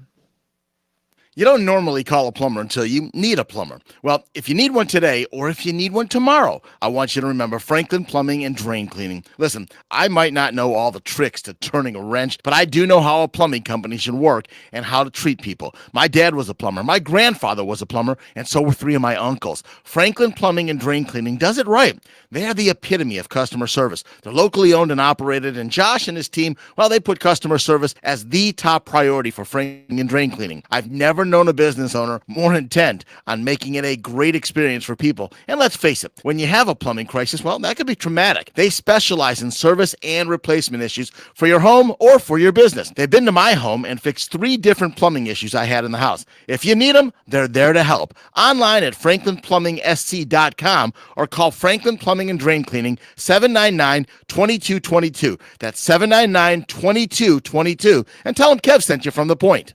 Hey y'all, this is Ted from Flight Deck Restaurant. We'd like to invite you and your family to dine with us. We have a great and sure to please your whole family. We have fresh cooked burgers, big juicy wings, blue plate menu featuring country cooking, oven baked hoagies, fresh crisp salads, authentic Greek food like gyros, souvlaki, and baklava. We also carry 20 different premium cheesecakes and pies. Flight Deck Restaurant also has an arcade with 30 different games like Star Wars, Batman, Skee Ball, Bass Wheel, Pac-Man, Galaga, and so much more. Flight Deck, your favorite family restaurant. Thanks y'all and God bless. Hey pool owners, now's the time to get your pool ready for summer fun, and at Jack Oliver's Pool Spa and Patio, we make it easy. We have everything for salt and chlorine pools, including vehicles, equipment, and accessories. But our best item is our knowledgeable staff. They're trained and ready to answer your questions so you can do it right. Shop online at jackoliverpools.com and have everything delivered to your door. Get your pool ready with Jack Oliver's Pool Spa and Patio, 3303 Forest Drive at jackoliverpools.com. At Palmetto State Armory, we can't catch the fish for you, but we can make sure you have everything you need to have a great day on the water. Whether you're targeting bass or bluegill, stop by and shop lures from brands like Zoom, Rapala, Berkeley, and our exclusive hard bait line from Strike King. For a new rod or reel, we've got options from great companies like Luz, Abu Garcia, and Shimano. Worried about the weather? We've got rain gear and apparel from Hook, Aftco, Columbia, and more. Be sure to stop by Palmetto State Armory before your next fishing trip and make it the best one yet. Are you looking for free checking and free savings? Dave Ramsey here, telling you to go see my friends at Palmetto Citizens Federal Credit Union. They're not a mega bank that's so big they lose the ability to treat you like a human being. At Palmetto Citizens, you're not just a number, you're a member. Join today at any of their 14 locations or at palmettocitizens.org. Federally insured by the NCUA.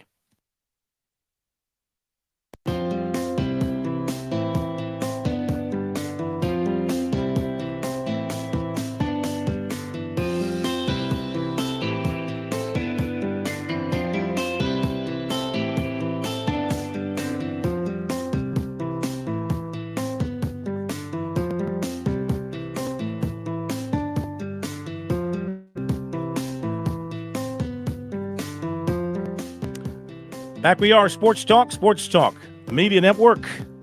Phil Kornbluth, Chris Bergen, Josh Cohen. 888-898-2525 is the number. Don't forget, if you miss us over the airwaves, we hope you'll get us over one of our fabulous stations. We continue to add stations to the network, more to come. And if you can't find us for whatever reason, you're out of the area, always get us on our stream. Hopefully you've downloaded the Chief Sports app. That's a great way to find us. Very simple. You can also hear our show streamed on our website, SportsTalkSC.com, on our X at SportsTalkSC, on our Facebook, SportsTalkSC, or Sports Talk Media Network. And we put everything in podcast form. We don't do podcasts, because we got 2 hours of airtime. How much of us do you need to hear? But if you happen to miss and you want to hear the show in its entirety or elements of the show, it's all in podcast form. We put that up on Spotify. We put that up on SoundCloud. We put that up on Apple Podcasts. Yes, Apple Podcasts and YouTube, because Google went to YouTube with their podcast. Now, I have to say one thing about the X. Our show open for both hours says Twitter still. Oh, it does? It does. Ouch. Yeah, we should change that. That's what Fork out everybody some more knows money. it as.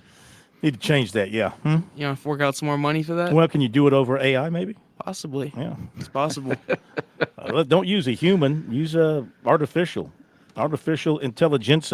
That's what we are here on Sports Talk. We're the original Sports Talk AI, because we just make it up as we go along. Back to the phones, 888-898-2525. We go to Hank in Columbia. I am so smart. I am so intelligent. I can sit here and I can tell you exactly what Hank is going to say. Hank, you want me to go ahead and say what you're going to say? Corn, you know what? Actually, I'm going to go ahead and agree with you. I'm going to say, you're going to talk about this transfer from Arkansas and say, you know, Corn, you just didn't say enough about her, about how good she is, how she's transformative, how she's going to come in and uplift the Gamecock program, and we're going to win another national championship. And I don't want to say that, Corn. You know, we take it one game at a time. She's part of a good team. She will be part of a good team, that's for sure. Yeah, she's I'll end up to say you did speak about it, so you already spoke about her. I did. So there's no need. Yeah, she'll be one of the ones to just add to the others. She's McDonald's All-American, so they went from 10 McDonald's All-American on the team next year to 11. So, but but I actually wanted to talk about was some of the rhetoric that came out of the SEC meetings down there, where it seems like some of these presidents now are hinting that there could be a couple of teams to come into the SEC, and you know, you heard from the Florida, where the AD or president, and said that if there's no team that has veto power, says if you know they got a good relationship with Florida State, and if they get 3/4 of the vote, they get in.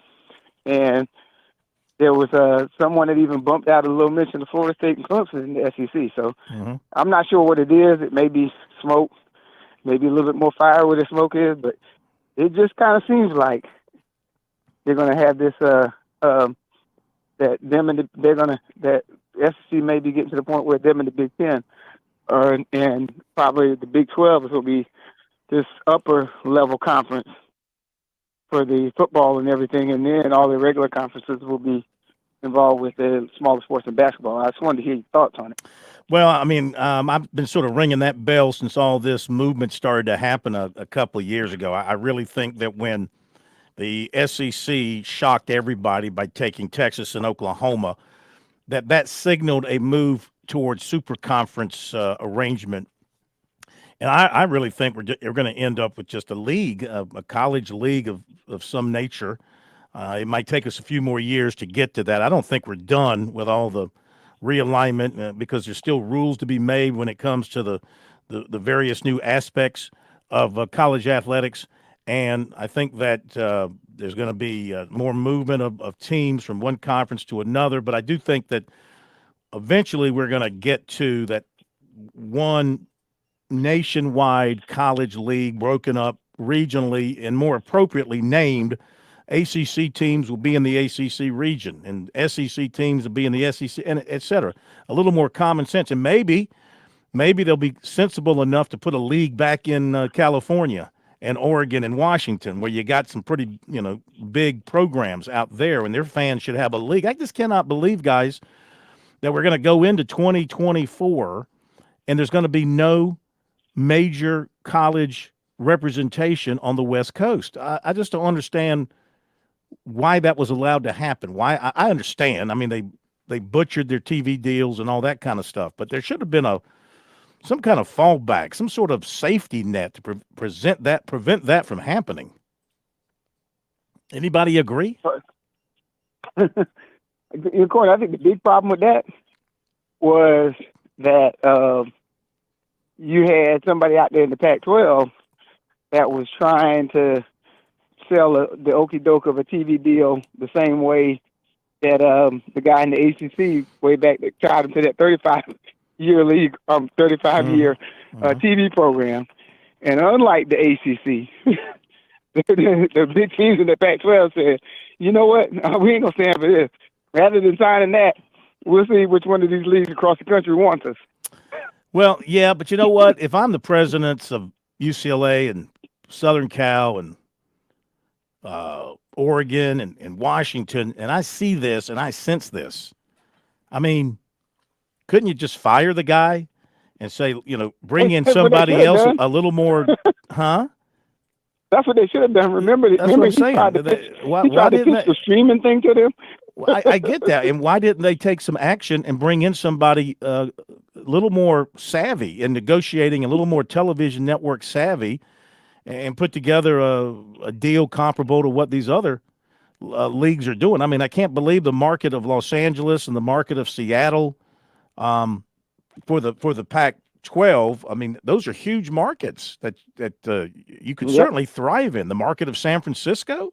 I mean, those are and I don't understand. I don't understand why that happened, and it's just a shame that there's no major conference on the West Coast. Feels to me empty. It feels empty and that's been my, one of my repeated criticisms when it comes to the overall operation of college sports, is that they don't care enough about the entire landscape of college sports. They're so caught up in their own little cocoon, their own, looking out for right there in their own league, and everybody else be damned. And that's not good. I think it's got to be good across the board for the entire country, if you ask me. Yeah, well, I just wanted But nobody's asked me. Nobody's invited me to come speak at their spring meetings and lecture about, how college sports should be handled. I guess the next time it'll be the first time that happens. But they should be listening to Sports Talk, and they might learn a thing or two, Mr. Bergen. I would agree. I don't want you to fall We've got asleep all the there. answers. And sorry, I looked over there. I thought you were snoozing on me in Sardis. No, sir. I'm listening. Snoozing to you and Snardis.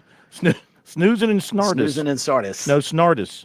I gave it a new name, Snardis. Snoozing and Snardis. Anything else, Hank? No. Hank, let me ask you a question. Back to basketball. What do you think the USC women? How long they're going to go into the season with a 38-game winning streak? Do you think they'll stretch it to 50 plus? Do you think they'll touch 60? They have a team that if they continue to play and develop as she's developed players over the past, that could go undefeated again next year. I'm not going to say they are going to go undefeated. There's a bunch of teams that seem like they're gathering up all these transfers to try to build a team that can compete with us. And so, who's to say on one given night, they could get them. I think this makes the interesting thing about this team is it kind of goes back to those years when UConn won the championship 3 years in a row or something like that. Mm-hmm. This team they play so well together. It's hard to figure out who you're going to stop when you do a scout report, as most of the coaches are saying. They're saying that when they go 5 different games in a tournament and have 5 different leading scorers, they say the scout report against them drives coaches crazy because they share the ball, they don't play selfish ball, and so whoever's got the hot hand at a certain time in the game or in the night, the team goes with, and it's hard to guess. So if they keep on playing last year, it's going to be tough. They could get 50. Yeah. A question for you, because Chris and I have had this debate earlier in the show. So I'm going to twist it for a USC women's standpoint. Back when Pow Pow announced that she was returning for another year, did you consider that to be significant news for the USC women? Yeah. Now, what we found out later in the year is that, and we had kind of seen it before Pow Pow announced that Tessa Johnson, because Tessa Johnson had won the 3-point shooting contest at the McDonald's All-American game, and then she beat the male 3-point shooter winner in the thing, so she won the overall thing. And so when she came on, you had that. But when Pow Pow came back, that just solidified a place where you might have been developing a new person for that spot. And so it gives the freshman another year to grow up, continue to grow up maturity-wise. And it made things solid. And, with the addition of the big girl from Arkansas, it's gonna be different. The girl from Arkansas came in, and she was second in the conference in blocks, only to Cardozo. So so they got a team to do it. Anybody can get got on the night. Now that's one thing. Anybody can get got. Get got. I like that. Who was it last Anybody can night? get got. Okay. Got on a given night. So I can't say he'll be undefeated, but I think for sure they get a chance to defend that championship. Yep. They'll be the favorites. They'll be All right. Thank you, Hank. We appreciate All that. right, Dan. Sorry about that, Chris. I just had to acknowledge that. No, that's fine. And again, not news because she was on the team the year before. And you're not going to change my mind. I find it fascinating that we have gravitated over to that.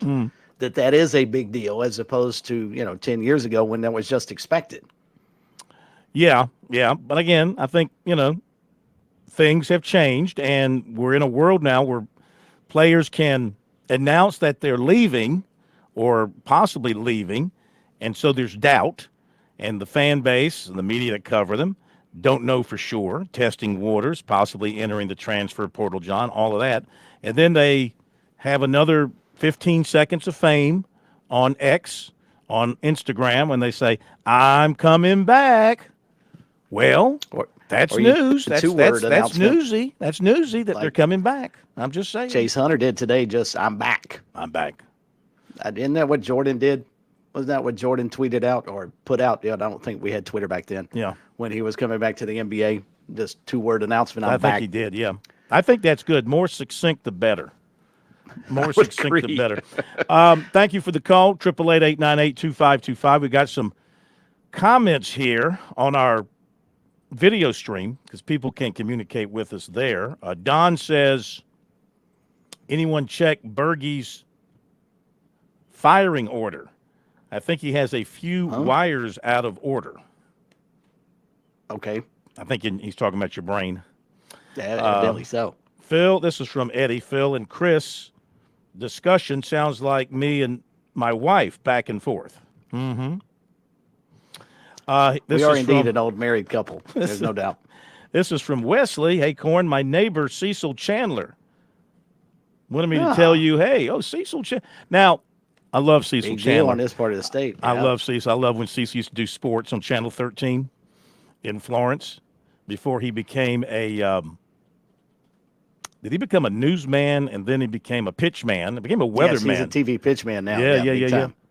He and Bob Juback, like the two most comforting faces in the PD and the Grand Strand. Of course, Bob's no longer with us on the air. He's with us. I'm not saying he's not with us. He's still with us.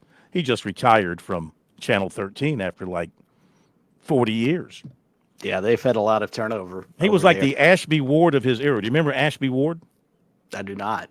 Oh, my gosh. People who grew up in the PD, Ashby Ward was the Ed Carter. Remember Ed Carter? See, you forget I didn't grow up here. so the answer, no. They were Ed Carter was in Columbia. And he's like the Walter Cronkite. Ashby Ward was the Walter Cronkite of the PD, and a beloved gentleman who, after he retired from television, moved to the beach and he worked for the Myrtle Beach Chamber of Commerce and kind of became their spokesman. So he did a lot to try to get people to go to the beach. Speaking of Myrtle Beach, did you see where they had a plane land on Highway 501 today? Thank goodness that wasn't over the weekend. Well, I was talking to a buddy of mine. I was talking to a buddy of mine who's a pilot, a private pilot, and also on the South Carolina Aviation Commission. And I said, what the heck? This turned out to be a teaching plane. It was an instructor plane. And I don't know who was flying it, if it was the student or the instructor. Wow. And apparently there was some, the reports are that there was some sort of engine failure. But for those who don't know, this afternoon on Highway 501, one of the busiest highways in South Carolina around the Carolina Forest, if you know that part of Myrtle Beach, and it's always packed with traffic, and imagine this time of the year.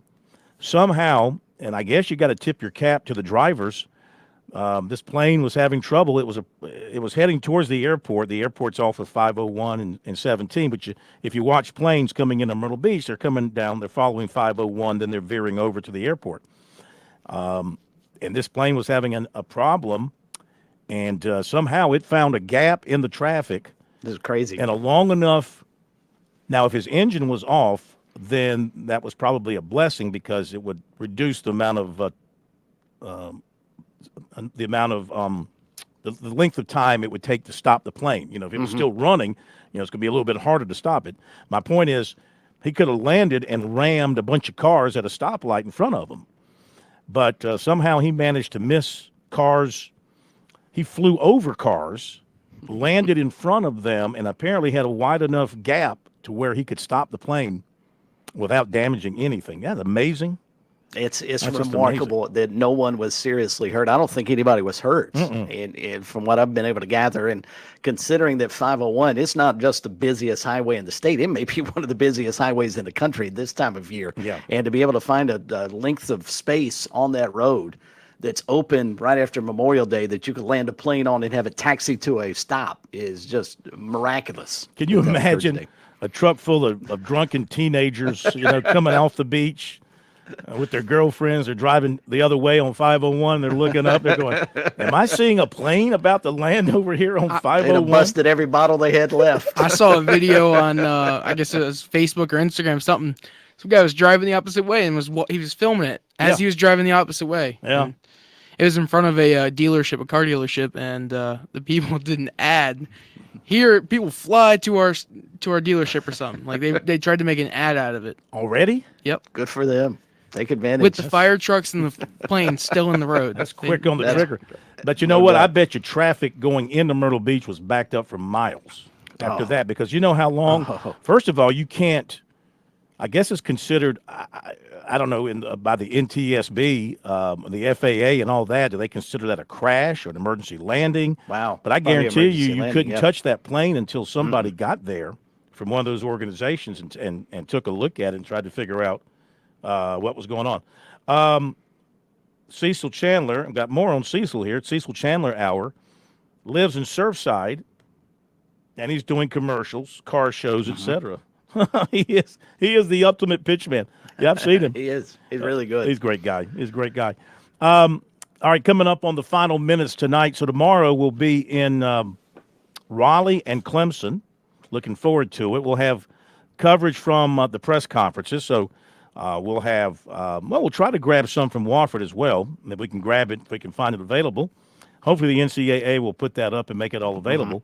We'll definitely have the Gamecocks out of Raleigh, and Clemson out of Clemson, and Coastal out of Clemson.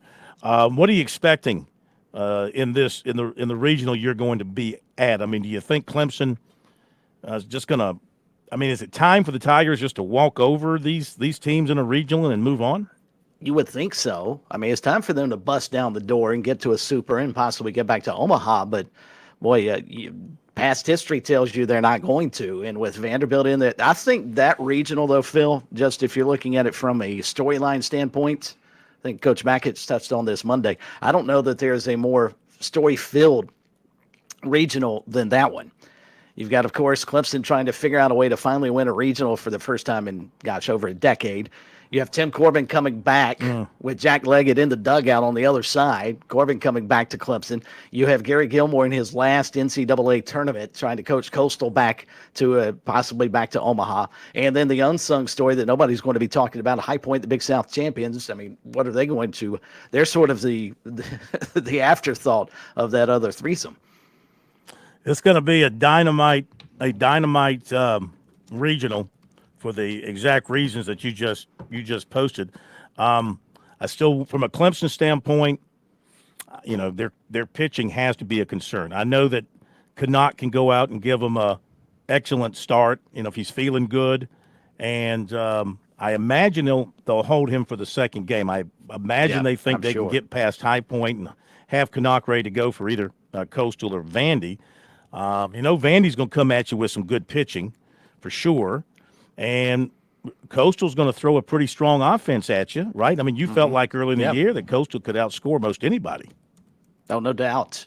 And from what I understand, talking to some of the Coastal people today, they believe Vandy is going to hold their ace until a possible matchup with Clemson is what they're thinking on Saturday. So, and they may be throwing a left-hander against Coastal, and Coastal's had its struggles this season hitting off left-handers. So a lot of cat and mouse. When you're in that 2-3 game, your options are really, really tested. How much do you want to play around with that first game? Because you lose game one of a regional, I don't care who you are, it's really hard to get out of the regional. You've got to win that first game, whether you're the 1 seed or the 2 seed. You've got to find a way to win that first game. And if you hold pitchers, and we've seen it happen before, thinking you can get by with what you've got in day one, you may have your ace pitching an elimination game, not the winner's bracket game. Yeah, absolutely. That's a tough call. Then in Raleigh, South Carolina is the betting favorite going into this thing. So, I mean, the odds makers must have been impressed by them reaching the SEC semis. Cole Messina, if he stays hot, that'll be a bonus. It would help them if they could get a couple of other guys hitting the long ball. I know Petrie, I think, had 1 home run in the SEC tournament. Need to maybe get him going a little bit more at the long ball. And, of course, the overriding thing is how well are they going to play defense? Who's going to be the starting third baseman for the Gamecocks? Are they going to go back to Lee Croy? I think it or has Ellis to or Causey, maybe. He's talked about all three. I think it still has to be Lee Croy. They've just got to get his head back right this week. He's still probably their best option at third, and especially if Gavin Casas is hurt, I mean, that changes a lot of depth that you would have had in the infield, and I think they probably still feel like their best defense is with Lee Croy out there. But he didn't show it this past week. You just hope that was a one-off. Yeah. Okay, looking forward to it all. Let's give you some Major League Baseball as we speak. Baltimore leads Boston 5-1. They're in the 5th.